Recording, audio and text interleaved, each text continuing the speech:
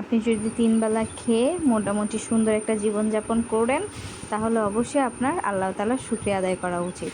কারণ এই পৃথিবীতে এরকম হাজার মানুষ আছে যারা খেতে পারছে না, যারা সুস্থ নাই, হসপিটালের বেডে শুয়ে আছে, আর একটু ভালোভাবে জীবনযাপন করার জন্য আল্লাহ তাআলার কাছে বারবার প্রার্থনা করছে, কিন্তু কোনোভাবে কোনো কিছু হচ্ছে না। আর সেইখানে আপনি 3 বেলা খেয়ে একটু সুখে আছেন, এটা তো আপনি হাজার হাজার মানুষের চাইতেও ভালো আছেন। আমরা অনেকে জানি না আমাদের জীবনের পরবর্তী দিনগুলো কেমন হবে, কিন্তু আমরা সবসময় আফসোস করি। এই আফসোস বাদ দিয়ে নিজের জীবনকে শুকরিয়া আদায় করতে হবে, নিজের জীবনকে সুন্দরভাবে পরিচালনা করতে হবে।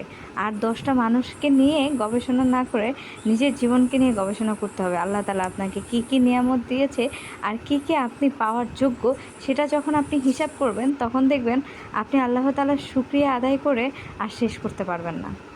আমাদের অবস্থান থেকে যদি আমরা বিবেচনা করি, দেখবেন আমাদের এই অবস্থানে আসার জন্য হাজার হাজার মানুষ কত বেশি স্ট্রাগল করছে, কত বেশি স্বপ্ন দেখছে, কত বেশি চাওয়া পাওয়া নিয়ে তারা বসে আছে, কিন্তু আমরা আমাদের জায়গা নিয়ে কতটা বেশি অসন্তুষ্ট। এর জন্য আমরা আমাদের এই জায়গাটাকে ধরে রাখার জন্য, যে আল্লাহ অ্যাটলিস্ট আমরা যেন এই জায়গাটা বা এই সময়টাতেই পার করতে পারি সারাটা জীবন, বা এইরকমই যেন আমরা 3 বেলায় খেয়ে আপনার সন্তুষ্ট অর্জন করতে পারি, আপনার দিনের পথে চলতে পারি, সেই প্রার্থনা আমাদের সবার করা উচিত।